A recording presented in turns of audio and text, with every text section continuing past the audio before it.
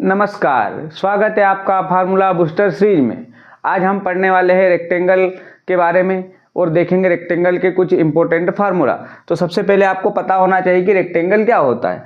Rectangle मतलब हमारा हिंदी में बोलते हैं हम आयत। तो ये एक रेक्टेंगल है।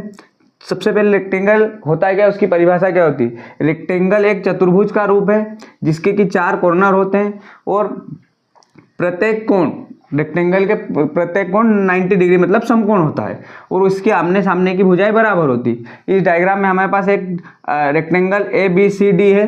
तो इसमें हमारा जो ए बी होगा, A B is equal to C D होगा और A C is equal to कितना होगा, बी डी होगा। मतलब ये दोनों भुजाएं आमने सामने की भुजाएं बराबर होगी। तो ये हमारा एक रेक्टेंगल है और इसका सबसे अच्छा उदाहरण है हमारे पास ये कॉपी है।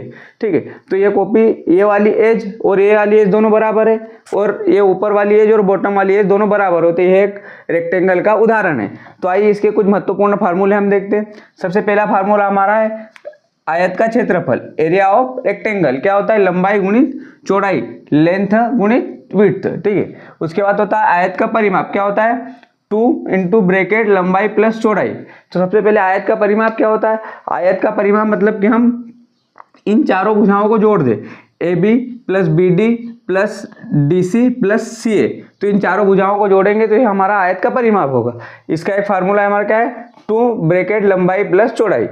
उसके बाद आयत की लंबाई क्या होती है, इज इक्वल टू क्षेत्रफल बटे चौड़ाई, एरिया अपन में विड्थ। उसके बाद आयत की चौड़ाई क्या होती है, क्षेत्रफल बटे लंबाई, एरिया अपॉन लेंथ। उसके बाद हमारा आता है आयत का विकर्ण, इंग्लिश में बोलते हैं हम डायगोनल। क्या होता है, अंडर रूट ऑफ लंबाई का स्क्वायर प्लस चौड़ाई का स्क्वायर। तो ये हमारा एक जो तिरछी रेखा दिख रही है इसे हम डायगोनल बोलते हैं और इसका फार्मूला होता है हमारा अंडर रूट में लेंथ का स्क्वायर प्लस विड्थ का स्क्वायर। तो ऐसे ही बेसिक मैथ्स के फार्मूले सीखने के लिए मेरे YouTube channel easy maths with Hariom को जरूर सब्सक्राइब करें। धन्यवाद।